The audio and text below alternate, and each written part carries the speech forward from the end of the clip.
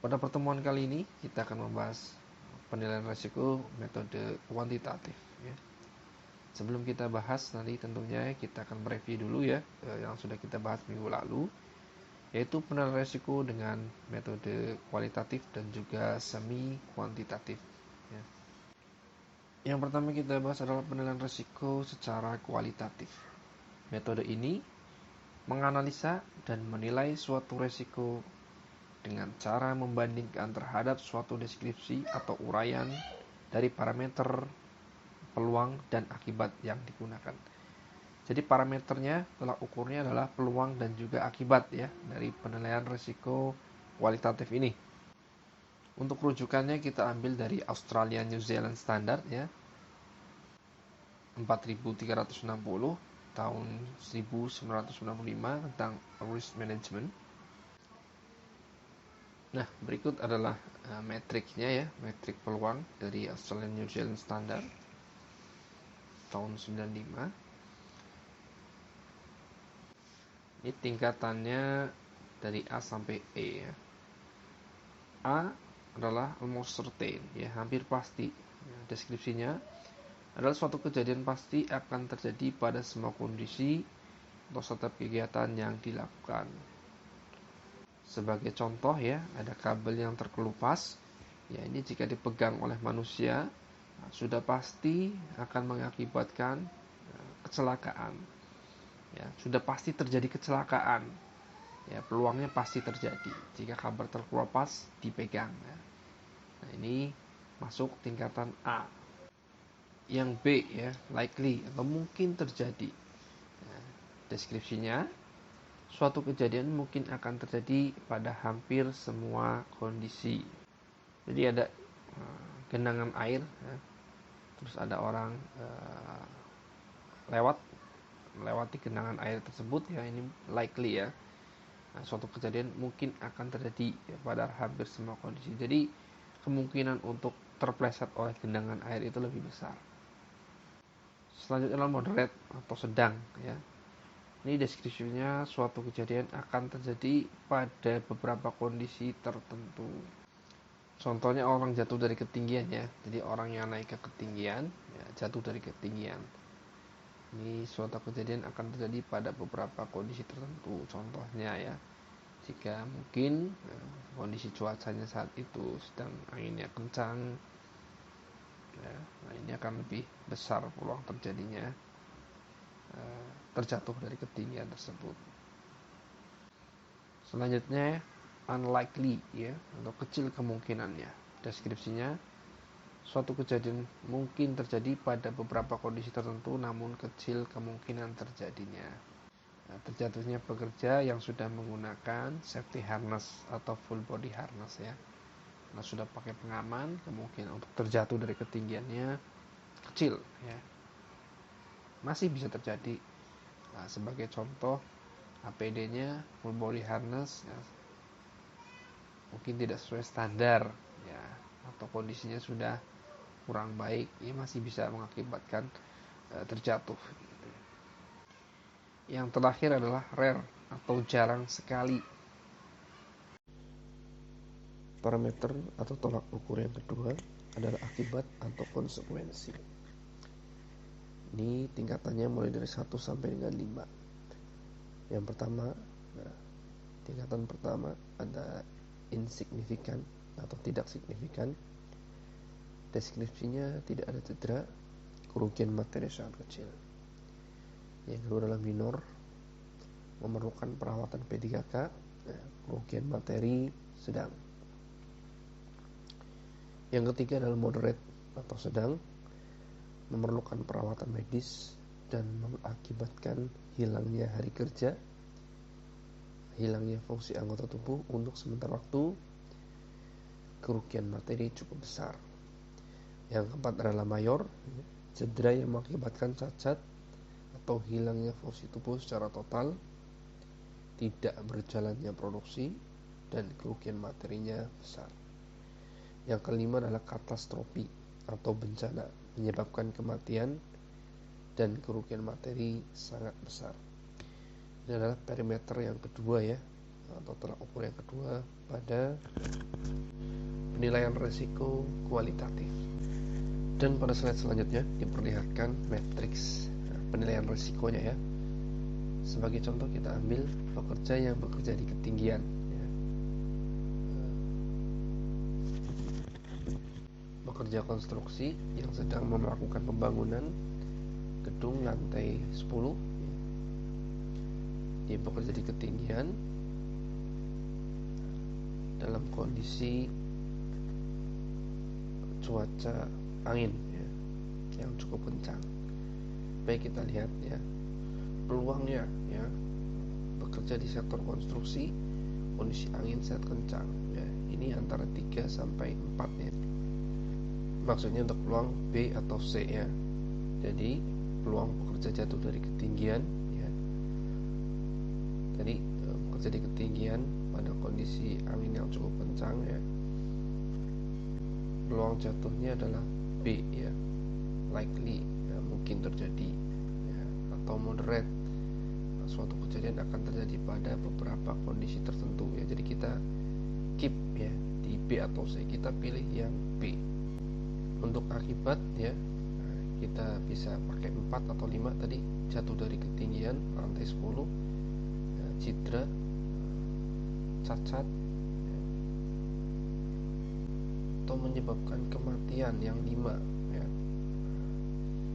Ketemulah tadi posisinya ya, B dan juga 5. Jadi ketemunya di T ini ya, tinggi. Nah, kita lihat deskripsi tinggi, keterangannya tinggi memerlukan perencanaan khusus di tingkat manajemen puncak dan penanganan dengan segera atau kondisi darurat. Ini karena tadi ya hasilnya sangat tinggi, B dan juga 5 atau B dan juga 4. Nah, ini cukup tinggi. Kalau bahayanya rendah saja ya, contoh peluangnya adalah D ya, atau unlikely ya, suatu kejadian mungkin terjadi pada beberapa kondisi tertentu dan akibatnya adalah 2 atau minor ya, maka ketemunya di metrik ini adalah R. Nah, kita lihat deskripsi dari R. Rendah, resiko cukup ditangani dengan prosedur rutin yang berlaku. Sebagai contoh ya, pekerja mungkin jatuh dari ketinggian setengah meter atau 1 meter ya, akibatnya hanya luka ringan saja. Baik, itu tadi terkait dengan penilaian risiko metode kualitatif. Selanjutnya kita maju ke metode penilaian risiko semi kuantitatif.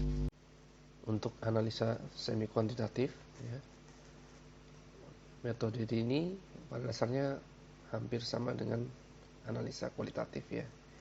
Perbedaannya hanya pada deskripsi dan juga parameter yang ada penambahan, di mana penambahannya adalah pemaparan atau exposure. Kalau tadi yang kualitatif hanya konsekuensi dan juga peluang, untuk yang semi kuantitatif ada penambahan pemaparan, peluang, pemaparan, dan juga konsekuensi. Jadi parameternya nambah dan juga deskripsinya ada perbedaan.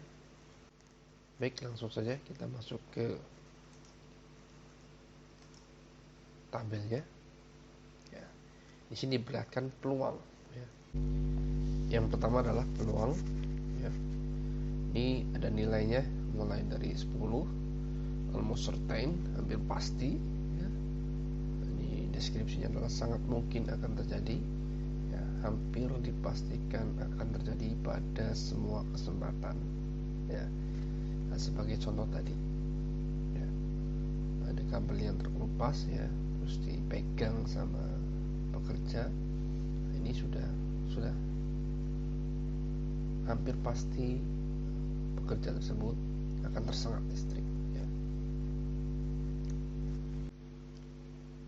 Atau pekerja yang terpapar dengan kebisingan melebihi nilai ambang batas tanpa mengenakan APD, ini sudah pasti ya akan terjadi penurunan indera pendengaran. Yang kedua adalah quite possible, skornya 6. Ini mungkin akan terjadi atau bukan suatu hal yang aneh untuk terjadi, jadi sekitar 50-50 lah. Kesempatan untuk terjadi kecelakaannya itu ya 50-50 ya. Ada unusual but possible, ya, ini scoringnya adalah 3. Biasanya tidak terjadi, namun masih ada kemungkinan untuk dapat terjadi setiap saat ya. Ini skornya ada 3. Ada remotely possible, skornya 1 ya, sampai practically impossible, belum pernah terjadi sebelumnya dimanapun dan merupakan sesuatu yang tidak mungkin untuk terjadi. Selanjutnya ya, tabel yang kedua ini berisi tentang pemaparan ya. Nah, di sini ada yang pertama adalah continue atau terus menerus, nilainya 10. Pemaparan terjadi beberapa kali dalam sehari. Nah, sebagai contoh ya, tadi pekerja yang bekerja membersihkan kaca di gedung bertingkat ya, sehari dilakukan 3 kali atau 2 kali. Nah, contohnya ya, ini skornya 10. Nah, jadi semakin sering dia naik ke ketinggian, maka seharusnya memang peluang untuk jatuhnya semakin tinggi ya, dibanding dengan seminggu sekali atau sebulan sekali. Jadi sebulan sekali lebih rendah ya, potensi jatuhnya ya dalam sebulan hanya sekali. Kalau sehari 2 kali ya, dalam sehari saja potensi untuk terjatuhnya ada 2 kali ya. Ada frequent ya, sering, occasional, kadang-kadang, sampai yang paling jarang adalah no exposure, tidak ada paparan sama sekali. Ini zero peluangnya.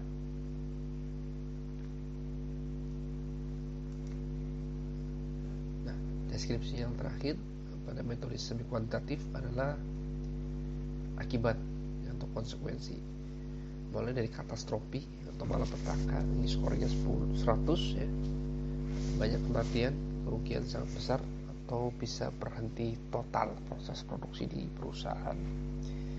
Disaster ya, beberapa kematian, kerugian besar, atau sebagian proses produksi bisa berhenti. Ini skornya adalah 40. Very serious menyebabkan 1 kematian dan kerugian cukup besar. Serius menyebabkan cedera serius seperti cacat atau kehilangan anggota tubuh secara permanen, skornya 7. Sampai yang paling rendah adalah first aid ya, cedera tidak serius, lecet, luka kecil, dan hanya perlu pertolongan pertama saja ya, menggunakan kotak P3K. Nah, pada metode semi kuantitatif ini nanti baik peluang, pemaparan, dan juga akibat semuanya dikalikan. Nah, nanti ketemu skornya.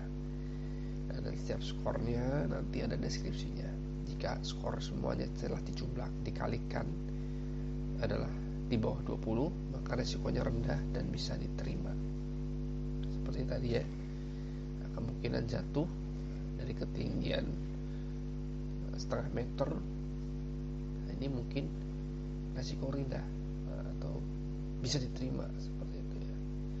Namun ketika kemungkinan resikonya di atas 400, terjadi ledakan, bisa mengakibatkan banyak kematian, kerusakan lingkungan yang parah. Nah, ini sarannya adalah hentikan kegiatan dan perlu perhatian dari manajemen puncak. Selanjutnya kita masuk pada penilaian risiko metode kuantitatif. Metode penilaian ini dilakukan dengan menentukan nilai dari masing-masing parameter yang didapat dari hasil analisa data yang representatif ya. Jadi untuk analisa terhadap nilai peluang akibat ini dapat dilakukan dengan beberapa metode, seperti melalui analisa statistik, model komputer, simulasi, fault tree analysis, failure mode and effect analysis, Hasselt Operability Study atau HAZOP ya, CSA, dan lain-lain. Jadi nanti kita akan bedah ya metode-metode kuantitatif ini ya. Untuk hari ini akan kita bedah terkait dengan fault tree analysis. Fault tree analysis adalah suatu teknik yang digunakan untuk mengidentifikasi resiko yang berperan terhadap terjadinya kegagalan. Fault tree analysis merupakan teknik untuk mengidentifikasi kegagalan dari suatu sistem. Jadi kegagalannya ya bisa tidak bekerjanya benda sebagaimana fungsinya, ya, tidak berjalannya peran proteksi dari suatu benda, bisa juga dari sebuah kecelakaan yang terjadi. Metode ini dilakukan dengan pendekatan bersifat top down ya. Jadi dari kejadiannya dulu baru kita tarik runut ke bawah ya. Nah, apa saja yang menyebabkan atau mendasarinya. Ya, tadi ya diawali dengan kejadiannya dulu atau disebut juga sebagai top event. Apa sih top eventnya, penyebabnya? Sebagai contoh ya, gagalnya smoke detector untuk mendeteksi kebakaran ya di suatu lokasi. Nah, apa yang mendasari kegagalan smoke detector tersebut untuk mendeteksi kebakaran? Nah, itu sebagai contohnya adalah top eventnya kegagalan smoke detector mengidentifikasi bahaya. Nah, nanti ya ditarik ke bawah, mungkin sebabnya kalau itu adalah standalone smoke detector, bisa jadi dari baterainya mungkin kualitasnya tidak baik ya, atau tidak dilakukan maintenance, atau ketika membeli smoke detector tidak dilakukan pengecekan ya, sehingga tidak berfungsi sebagaimana mestinya. Jadi akan banyak yang mendasari dari suatu kegagalan. Selanjutnya ya, fault tree analysis adalah suatu alat untuk menganalisis dengan tampilan visual. Jadi nanti ada gambarnya ya, ada alurnya ya, di mana kegagalan dimulai ya, terus apa saja yang mendasari ya, ini bisa dilukiskan, digambarkan, dan mengevaluasi jalur dari suatu kegagalan pada sistem serta menyediakan suatu mekanisme untuk mengevaluasi tingkatan bahaya pada sistem tersebut. Ini menurut Erickson pada tahun 99. Nah, teknik ini berguna untuk mendeskripsikan dan menilai kejadian dalam sistem. Ini menurut Foster. Fault tree analysis menggunakan dua simbol utama yang disebut sebagai event and gates ya. Sedangkan untuk event sendiri nanti terbagi menjadi tiga. Ada primary event, ada intermediate event, dan expanded event. Primary event adalah unsur utama ya, sebuah tahap dalam proses penggunaan produk, aktivitas yang mungkin terjadi kegagalan. Sebagai contoh, saat memasukkan kunci ke dalam gembok, nah, kunci tersebut gagal untuk pas atau sesuai dengan gembok. Nah, ini adalah primary event ya, gagalnya membuka gembok dengan kunci. Nanti penyebabnya yang mendasari bermacam-macam ya, mungkin membawa lebih dari satu gembok si pemegang kuncinya saat membuka terburu-buru ya, atau mungkin gemboknya sudah berkarat, atau gemboknya tidak lulus uji mutu ya, sehingga gagal atau tidak kuat, tidak pas ya. Ini nanti turunannya banyak. Yang primary event yang jelas ini kejadian utama, kegagalannya ya, yang mungkin terjadi. Untuk primary event ya, selanjutnya dibagi menjadi dua kategori, yaitu basic event dan undeveloped event ya. Untuk basic event adalah sebab-sebab dasar nanti yang paling ujung, sedangkan undeveloped event adalah sebab-sebab yang tidak diketahui lagi apa dasarnya ya. Yang nanti akan saya jelaskan ya ketika kita sudah melihat gambarnya. Selanjutnya adalah intermediate event. Nah, intermediate event adalah hasil dari kombinasi kesalahan-kesalahan yang mungkin muncul. Intermediate event ini ditempatkan di tengah-tengah sebuah fault tree analysis. Nah, jadi nanti ya dari primary event nanti ada turunan-turunannya, ada intermediate event, dan nanti yang paling ujung ya di akhir adalah basic event, penyebab dasar ataupun undeveloped event. Ya, jadi intermediate event ini letaknya nanti di tengah. Expanded event. Expanded event ini membutuhkan sebuah fault tree analysis baru. Ya, jadi ini perlu penjabaran lebih panjang lagi, perlu dibuat fault tree lagi. Selanjutnya kita masuk dalam simbol fault tree analysis. Yang pertama, yang kotak ini adalah top event atau kemungkinan kegagalan yang paling utama ya. Jadi gagalnya sebuah mobil untuk menyala ya, terjadinya kecelakaan, gagalnya tadi gembok ya untuk dapat pas dengan kuncinya ya, kunci untuk dapat pas dengan gemboknya,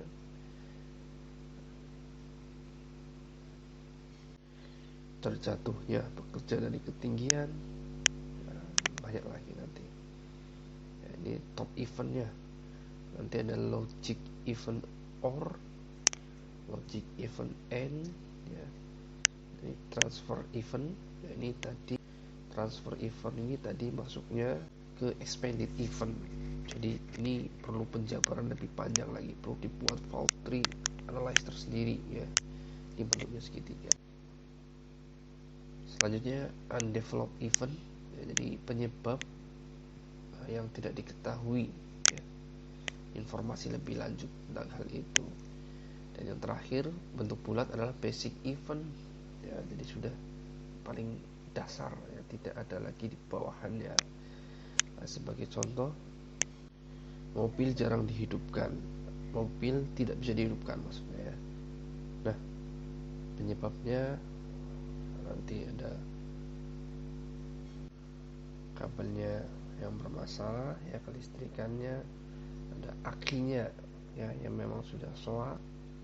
Nah, ini merupakan basic event ya, kabelnya putus ya. Terus ada juga akinya soak ya, sudah sampai situ berhenti. Namun kalau masih bisa diturunkan lagi ya bukan basic event namanya ya. Contoh, mobil tidak bisa dihidupkan karena memang orangnya yang tidak pernah menyalakan mobil. Orangnya tidak bisa menyalakan mobil karena tidak pernah punya mobil atau tidak pernah mendapatkan informasi ya cara menghidupkan mobil. Nah, ini berarti basic eventnya tadi ya, tidak pernah memiliki mobil, tidak pernah mendapatkan informasi cara menggunakan mobil, tapi bukan tidak bisa menghidupkan mobilnya. Langkah menerapkan fault tree analysis yang pertama adalah mencari top eventnya yang merupakan definisi dari kegagalan suatu sistem ya. Ditentukan terlebih dahulu dalam menentukan metode fault tree analysis ini. Nanti dibuat model grafis dari fault tree analysis. Tahap kedua, membuat model grafis fault tree ya. Aturan dalam membuat fault tree adalah yang pertama mendeskripsikan fault tree fault event ya, atau kejadian kegagalan, mengevaluasi fault event ya, melengkapi semua gerbang logikal atau logical gate ya. Kita masuk ke contoh gambar ya. Nah, kecelakaan mobil ya, ini adalah top eventnya. Ada faktor-faktor yang mendasari. Yang pertama adalah faktor kegagalan sistem mobil. Yang kedua faktor manusia. Yang ketiga faktor kondisi di jalan. Ya, faktor kegagalan sistem mobil ya, yang mengakibatkannya adalah yang pertama remnya blong sehingga mengakibatkan kegagalan sistem mobil, akhirnya kecelakaan. Ban ya, dari bannya juga ya bisa ya, bannya bermasalah, bannya terlalu tipis ya, bannya tekanannya kurang, bannya pecah, bannya bocor ya. Itu adalah penyebabnya ya.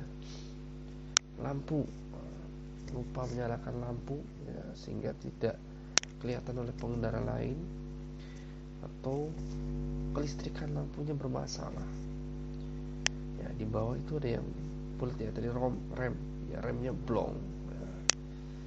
Remnya tidak diinjak. Nah, ini berbeda simbolnya. Remnya blong ini sudah sebagai basic, remnya tidak diinjak ini tidak diketahui penyebabnya. Kenapa bisa tidak diinjak remnya ya? Ini masuk ke undeveloped event. Nah, terkait dengan ban, basic eventnya tekanannya kurang ya, bannya tipis ya. Kalau bisa ditarik ke bawah, kenapa bannya tipis? Lupa mengganti ban. Nah, ini berarti ban tipis ini belum basic event. Kalau masih bisa ditarik ke bawah lagi. Tapi kalau datanya berhenti sampai di situ saja, yaitu adalah basic eventnya. Lampu ya. Lampu lupa dihidupkan. Nah, ini undeveloped event ya. Kenapa lupa menghidupkan lampu ya? Selanjutnya, lampunya mati karena ada gangguan kelistrikan. Nah, ini sudah basic. Selanjutnya, faktor manusia. Pengendara kurang waspada, kemampuan menyetirnya yang bermasalah ya. Pengendara kurang waspada mungkin karena ngantuk, mabuk, habis minuman beralkohol ya, mabuk contohnya, ngantuk ya, karena kecapean, atau habis konsumsi obat flu ya, bisa juga ya. Kemampuan menyetirnya terjadi pelanggaran lalu lintas ya, ini juga tidak diketahui data penyebabnya ya. Ini masuk ke undeveloped. Kesalahan dalam penggunaan mobil. Selanjutnya, faktor kondisi jalan. Nah, yang pertama bisa karena kondisi jalannya licin atau rusak sehingga mengakibatkan kecelakaan. Kondisi cuacanya hujan, berkabut. Ini daerah pegunungan ya, biasanya terjadi kabut dan cukup tebal kabutnya. Itu adalah contoh dari fault tree analysis. Jadi yang pertama kita tentukan dulu ya, top eventnya itu apa. Kalau di sini yang dicontohkan adalah kecelakaan mobil ya.